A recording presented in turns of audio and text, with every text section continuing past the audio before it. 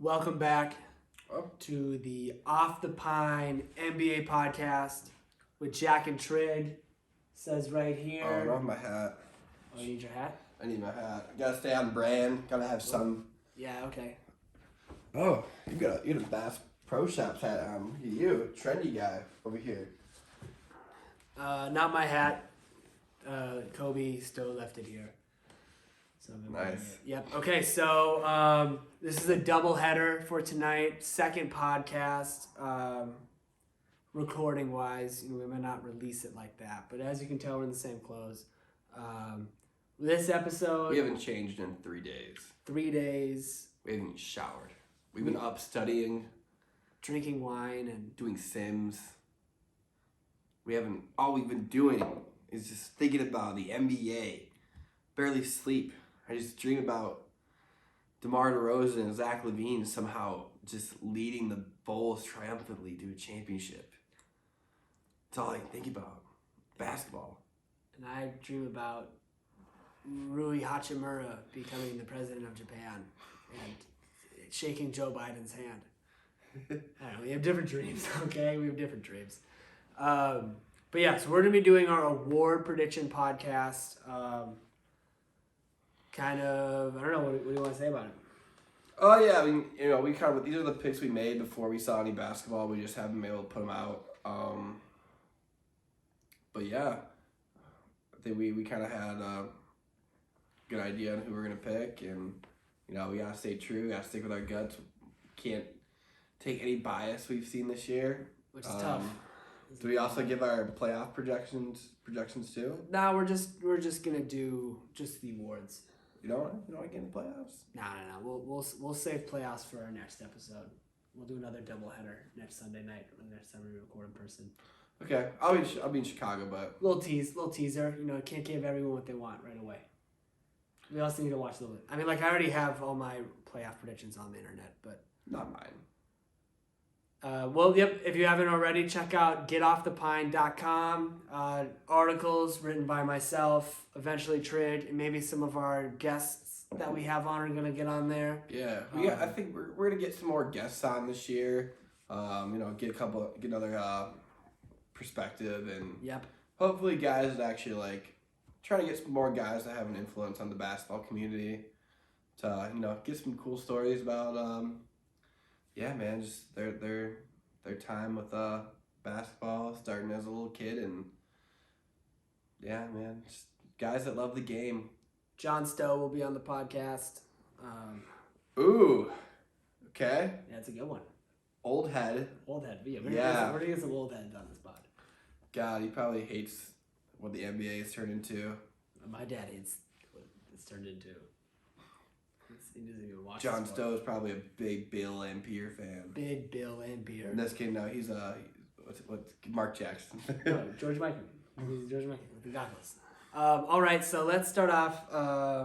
We talked about this before the season, so exactly as you said, we'll be.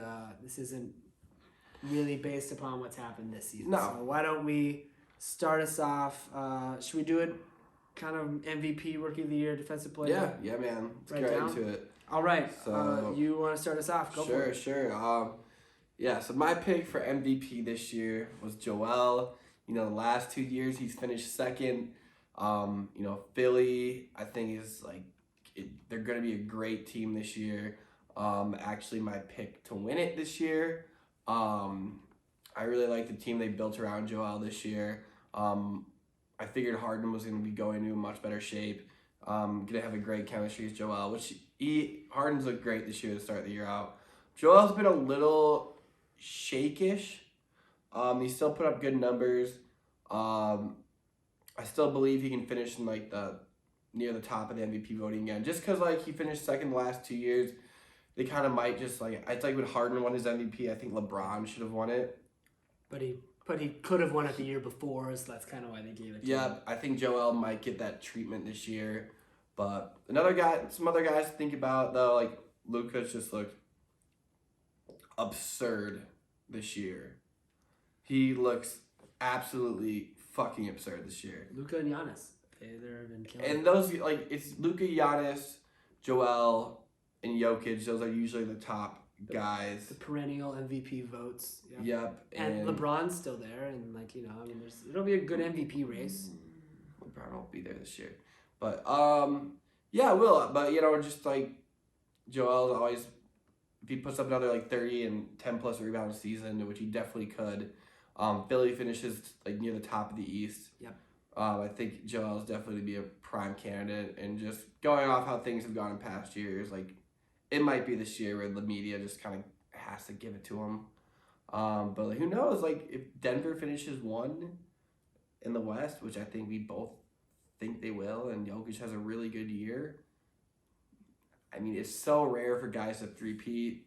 Only Bird has done it. I think he would have to have a ridiculous season for it to happen.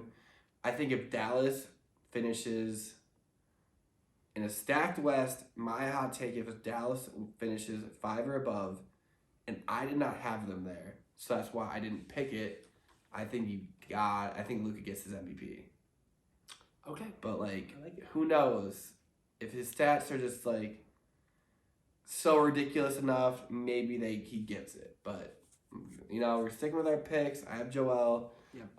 If I had to pick a dark horse guy to look out for, it'd be Jason Tatum. Ooh. Okay. Starting the year off 32 points per game, 8 rebounds a game, shooting the ball really well. Boston looks really good again to start the year. If you look at Boston and finish number 1 in the East, which they're going to be, I think they're going to be in the top 3 for sure. Tatum's definitely a guy that can definitely sneak up and catch a lot of voters this year. So, to my MVP, we coincidentally, great minds think alike. I also thought Joel Embiid was the MVP going into this year. A lot of writers have him too. Yeah, it's a popular pick. My thought was that, his team just got better this offseason. They've performed at a high level with James last year. Now they can have some more chemistry on court. And really the big thing is voters tend to get fatigued when it comes to voting for the same guy. I mean, Giannis went back-to-back, then I can't find his name. The Joker just went back-to-back. Yeah. So that's 2 MVP, 2 players the last 4 years. I don't think they are going to give it to either of those guys, purely based upon the last 4 seasons. MVP voters kind of like to, shake it up every now and then. I just don't think they're going to vote for those 2 guys with it. It's just too much. So, and the guy that makes the most sense to be number 3 right now, I think, is Joel Embiid. I think Doncic will have his time. I think if anyone's going to do a three-peat, it'll be Doncic, Luka, down the road. A couple years. Still only 21, 22? He's 23. Yeah, he's 23. So yeah, my pick is Joel Embiid, and my dark horse is Steph Curry. Man was lights out in the playoffs. Had he kind of underperformed during the regular season, statistically wise, shooting, and I think this season, fresh off the 4th ring, I think he's gunning for a 5th one. He's looked great. He's looked great so far. This team looks strong, and I don't know.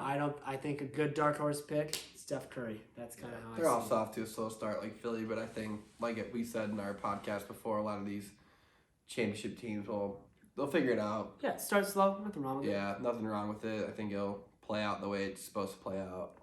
All right, so my rookie of the year going in was Jaden Ivey, and that was my pick for rookie of the year. I kind of like the idea of taking someone a little bit lower in the draft. He wasn't a top 3 pick. I kind of thought it'd be a nice little shot. I like him in Detroit. I think he's going to have the ball a lot, and I just thought he could really show everyone how good he is as that 4. He's up to 4, right? No, 5? He dropped on the 5. Yeah, I think he's going to show everyone Sacramento took Keegan Murray. Yep. He was my number 1 pick, and I mean, after watching ball so far, I wish I would have said Benedict Mathurin, because this guy is a freaking heater. He's a heater, but that's my number 1 pick, and I honestly didn't really have an underdog for Rookie of the Year. Had a couple. I kind of just thought it'd be Jaden, but if I had to say one that I thought a surprise one would be Keegan Murray. Yeah, I'm pretty much in the same boat. My Rookie of the Year is Paolo, which looks right so far. Just know his workload in Orlando is going to be pretty heavy. I don't think any of the strong rookies, because you could definitely team success definitely plays into a lot in Rookie of the Year as well. I just don't think I think the best rookies just aren't on strong teams. Correct. It wasn't like last year where Scotty Barnes and Evan Mobley were on playoff teams. Yeah, rare. Yeah, it is really rare for rookies to have such a strong impact on the playoff team. They were starting. Yeah. I mean, Cleveland was a play-in team, but they weren't until Jared Allen got hurt. Jared was, and then they were firmly in the playoffs until Jared got hurt. And they lost Colin Sexton. They lost Rubio. I mean, but Evan Mobley had team success, and then Scotty Barnes was starting a goddamn 4 seed. Who was the Rookie of the Year? Scotty Barnes. Okay, that's okay. Yeah. He was averaging 15 and 7 on a 4 seed in the playoffs. Yeah, that's crazy. 4 or 5, I forget exactly. They actually might have been a 5 seed. Definitely, they were a 5 seed. They played Philly the first round. So yeah. Do you have an underdog pick? Yeah, some of the two guys my underdog picks were the two guys that looked the best in the preseason in Summer League, which is Benedict Mathurin, who's, like you said, has looked really, really good. And Keegan Murray is the other one who also looked phenomenal in Summer League and preseason. And he's having a great year. Keegan's averaging 18 a game, shooting 40 plus from deep. Mathurin in the same boat. I think Mathurin's averaging close 20, 18 and 20. Off the bench. Off the pine. So I think it's gonna come down. I think Paolo's just gonna have a really strong year. I think he's gonna take it still. I know we both were the ones. Hey, we said it first. That Paolo was gonna go 1 over Jabari. And the media, all of a sudden, days later, just... Right after our podcast, everyone comes out and says it's going to be Paolo. And just because Paolo is that kind of guy where he has multiple dimensions of his game. He's a guy that could really change your franchise. He's 6'10" and can score from everywhere. He's a taller Carmelo Anthony. I just don't see that in Mathurin or in Keegan. I think they're going to be really good NBA players. I just don't... Semi one-dimensional. Yeah, I just don't see them, having heavy... workloads, yeah. Impact on leading a team to playoffs or just being a franchise changer. But, those are probably guys... They're going to be first All-NBA, first rookie teams this year. Yeah, I think all 4 will make first rookie team. Ivy, too. I think Ivy and the Pistons have a better shot at making the playoffs than the Magic. So I think that is what could end up potentially turning the tide. Because, LaMelo I just don't think Ivy's stats will be good enough to match. But if he's in the playoffs, if he's in the play-in game and the Magic have the 4th worst record in the league, it'll be tough. Anthony Edwards lost to LaMelo Ball when LaMelo made the playoffs and Ant didn't. But their stats were close enough to where... I just don't think Ivy's going to, average as much points. I don't think he's going to average as many, because I think the big tie turner was obviously, the Hornets were a 4 seed until Gordon Hayward got hurt. And, or LaMelo got hurt. Sorry, LaMelo got hurt. And he was averaging more steals than Ant. He was averaging a steal and a half a game. He was averaging more assists than Ant he was averaging more rebounds than Ant. Yep. He was averaging, a couple points less. Yep, the point thing was different. Point and efficiency. And he was shooting the ball better than Ant. Hey, I'm just saying, I think the playoffs are big. I'm just saying, I think Jaden Ivey, he has a shot. But I would, if I had made this bet watching the season, Paolo looks like he's going to run away with it. But I think if anyone's going to catch him, Jaden Ivey. I like Ivy's, overall potential more than Matt. I said Keegan and Mathurin are guys you don't see being franchise changing players, but they're gonna be really good NBA players and they'll be in the league for a long time. They'll be starters for a long time. Yeah, quality starters. Ivy is in that same dimension as Paolo is for me, as like a guy that could like Game changer. game changing player that can Game take your team changer. to the next level. He's him for sure. So yeah, no, I mean, I think all four of them are end up first team all rookie. Yeah, looks like it. From what it looks like, Jabari's definitely he's looks solid. He has the most attempted 3-pointers, I think, in the league. He's averaging like 14 and 6 right now. I literally It's think not he's bad. attempted the most threes in the league so far. But yeah, I mean, I think those four guys are all they're. I mean, I think we're seeing just like a big shift, where I think we're seeing a lot of guys come out of the draft right now and making strong impacts right away. It's really cool to see. Obviously, the league's getting more and more talented. I mean, Jalen Duren's coming off the bench and getting double-doubles. Same with Walker Kessler. It's like first-year players. Yeah, It's crazy how talented the league's becoming. I'll definitely be excited to watch these guys for years to come. But we have Paolo and Ivy as our picks. Those are definitely, I think, we both agree those are long term. I think those are the best two guys that are going to come out of this draft for sure. So we move into defense. DPOY. Trigg, why don't you start us off with your pick for the defensive player of the year? Defensive player of the year is so hard. So there's definitely like guys that we lock in on every year, like MVP. Mm-hmm. And thinking about voter saturation, I'm sure. I didn't think Marcus Smart deserved it last year, but I think there was definitely some voter fatigue for Rudy. Yeah. And I mean, it was cool to see a guard win it this year.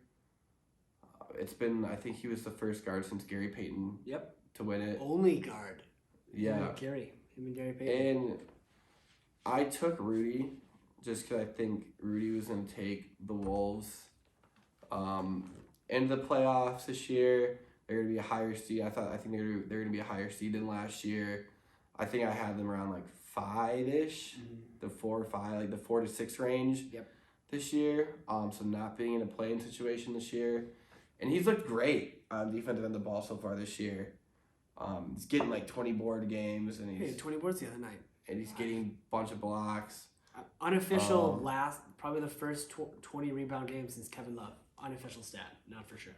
Yeah, I just think that just kind of like watching what I'm seeing, I think it will hold true if the Wolves finish with a good enough record. If they finish towards like the bottom of if they're in like a playing situation, I kind of don't think Rudy will get it then. But he's my pick. I mean, Marcus is already making a really strong push again this year. He's solid, man. He's a solid. I think I saw this a few days ago. Like guys they've been guarding are shooting 18%. 17, yeah, something like that. Yeah, so he's been looking like a stud again this year on the defensive side of the ball. Do you have a dark horse if you had to throw one out there? I really don't, to be honest. There's no one like really. I guess Bam, but I wouldn't even call Bam a dark horse. Doesn't feel like a dark horse. No, he's always in that all defensive team talk. Yeah, and a lot of writers picked him as well. Mm-hmm. I don't really have a dark horse on top of my head. I thought you were feeling the Tyler Hero grind. No, it's a different style. If you don't have one, I can jump into mine. I would say the other one. I mean, so far, if you looked at was it NBA Math that does like the graphs. Yep, NBA Math. Yep. Statistically, so far the best defensive player this season has been Giannis. He has the most defensive points saved this season. Yep. And Giannis again, that's like he's won it twice. Or once. I think it was once when he got the MVP and the Defensive Player of the Year. Correct. So Giannis has been the best defensive player according to the analytics and sabermetrics so far. And I mean, he's again going to be right in the conversation. He's going to be a first team guy. Yeah, let's see. I think I can find the defensive stat. I think that's it. Yeah, defensive points saved. He's the highest. The highest, yep. Well, jump to mine. My pick was Draymond Green. We all saw how good his hands were this offseason, and I think he was going to allow that to translate to this season. And I mean, he should have, if he didn't get injured the previous year. It looked like he was gonna. He was on pace to win it last year. He was on pace to win it. I think the Warriors are gonna have a good year. I have Steph as my dark horse MVP pick. I have Draymond as my pick for Defensive Player of the Year. He's just capable of doing everything. His offense is slowing down, but his defense is still just as good as it's always been. Warriors look great. They're deeper than last year somehow. I don't even know how that's possible. I think once the record starts to even back out, I think Draymond Green will start to show his prowess and can lead a campaign for Defensive Player of the Year. And I did have a dark horse pick before the season started because I thought he was going to be healthy, but I don't know if he's ever going to play another game again. But it was Jonathan Isaac. Okay, that's a dark horse pick. Yeah, it was my dark horse pick. Really? I thought he was healthy because The Magic are bad though. I know I thought he was healthy though because like everyone made He hasn't played a game since he was 21. I know it's been a while, but that was my dark horse pick. Turns out he's not healthy, and I don't know if he's ever gonna. You've been doing too many 2K sims. Too many. Jonathan Isaac's always the first Yeah. first team all defense guy in 2K sims. Crazy. Every year. He's solid. That 2K did influence this. 2K and Wine were a part of it. Yeah, legitimate dark horse pick probably been like there's a couple writers that picked Ben Simmons, which is pretty out there take. I like if Robert Williams didn't get injured, I was gonna take him for my pick. Yeah, I like that as like a dark horse. He started the year off dominant. Well, like defense. yeah, but like I don't even know if he's a dark He horse. got hurt right away. I would call him a dark horse. They had the best defense in the league last season. Yeah, but it was his first year on the team, the defensive team. Yep. I would call it a dark horse. Like it's like the same thing as me calling Tatum an MVP dark horse. Like I think as long as you're not in like that top tier of three. guys, Yeah. like I think that's considered a dark horse, for sure. So yeah, I don't know what's next. Sixth man of the year. Sixth man of the year. So I've realized that doing my picks that they're littered with Warriors players. So my main pick was Jordan Poole. Jordan Poole was my. Yeah, I'll just flat out say Poole is my pick too. I think it's just an easy consensus pick. He's like the dude is so fucking cold with the basketball. Like his highlights already from the season are like. Dude's doing Dude's making get a $140 million contract to come off the bench. Like dude's dude's gonna be the next Lou Will for this team until Clay is done, or Steph's done. I mean, which I don't know why. I mean, yeah, who knows when that's gonna be anyway. Both of them exactly. He's gonna be he's like our generation Lou Will, like where he's like our Jamal Crawford guys that they're gonna win multiple. He's gonna win multiple sixth man of the years probably. Every year that he comes off the bench, he should win sixth man of the year. Now that Tyler Hero's a starter, exactly. Like I don't know who else. I can't think of anyone that's been. I mean, Noel Jalen's had a good year off the bench. So my dark horse pick was Jalen Noel. Obviously, I have his jersey. I think I'm the only person. He definitely probably dropped in his points per game tonight, but I think he was averaging like 16 coming into this game. More than Jordan Poole. So I might be the only person with a Jalen Noel jersey. If anyone else owns one, please send a picture or comment on our video. Let us know. But yeah, I'm a big Jalen Noel guy. My dark horse pick was Andre Drummond. Andre Drummond. Okay, I see what you're doing here. I'm kind of half joking, but I mean, he did have 14-12 the other night off the bench. If Andre Drummond ever won sixth man of the year, I wonder what the odds would be, like Vegas, if you bet on Andre Drummond to win sixth man. Wow, you'd win a lot of money. You could bet $1 and you'd win $100,000. I don't know that. I wonder what the odds of players winning sixth man of the year were. I'm just curious. So it's like not like a whole ton of guys I can like come up with on the top of my head. I mean, honestly, Matherin's probably to be in the conversation this year. Yeah, it's just based off the year he's having coming off the pine. So right now. Oh, Norman Powell. Oh my God. Christian Wood. Oh God, Jack. Oh my God. How did we miss that? Well, I had Poole. I mean, Christian Wood is playing amazing. He very well. I totally forgot Christian Wood. We didn't even think about Christian Wood coming off the bench this year. I just assumed that Wood is gonna eventually join the starting lineup. That was my assumption. I kind of feel that too. He's been playing amazing. He's playing honestly a little too well. Like, I don't know why you'd keep him on the bench. it's just hard. He's a defensive liability. Yeah, who cares? He's playing amazing. Yeah. Let's see. It's Jalen Noel. Jalen Noel is plus 5,000. That might be a good bet. That might be the bet to put in. If we put $50 on Jalen Noel winning Sixth Man of the Year. Bones Highland. People are way too high in Bones Highland. I like him, but. Yeah, I like Bones Highland, but like he's not. It's not that. Russ at +2. Dude, that's crazy. I think we need to jump on this. That is a gamble right there. Might have to. I'm okay with that one. Plus 5,000, Jalen Noel. I like it. All right. So, is Coach of the Year the last big award? Yeah. All right. I guess there's also isn't there like Executive of the Year where it's like for the best GM?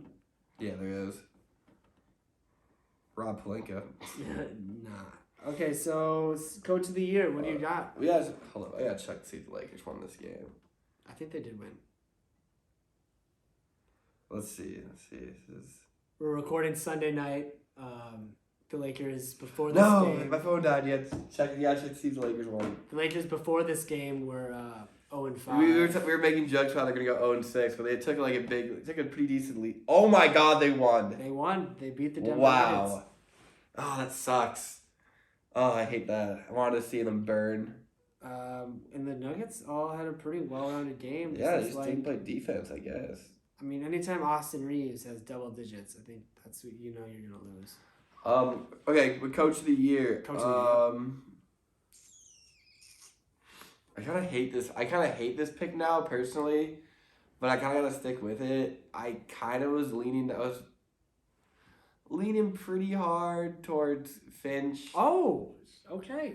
And I think he's a pretty popular pick. He was. I just think if the Wolves would have finished in like the top, like between like 4 and 5 in a stacked West, which is where I had them, I think he deserves a lot of credit because like it's hard to put like 2 7-foot like do what Carl and Rudy are doing.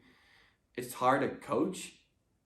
It's hard to make adjustments, especially when you're like working with 2 centers. You're asking Carl to do a lot more and completely change his game.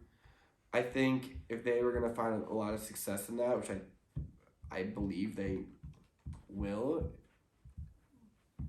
maybe. It's been kind of hard from what I've seen so far. I mean, that's also my take, and I think he was the betting favorite going into the season. He is. Just because, like... I think the league just saw this is going to be a weird mix, and if he's able to figure it out and the Wolves are in the playoffs... If they're a 50-win team and he figures it out how to make it work, like, there's no reason why he wouldn't. Yeah. And I think the saturation's real.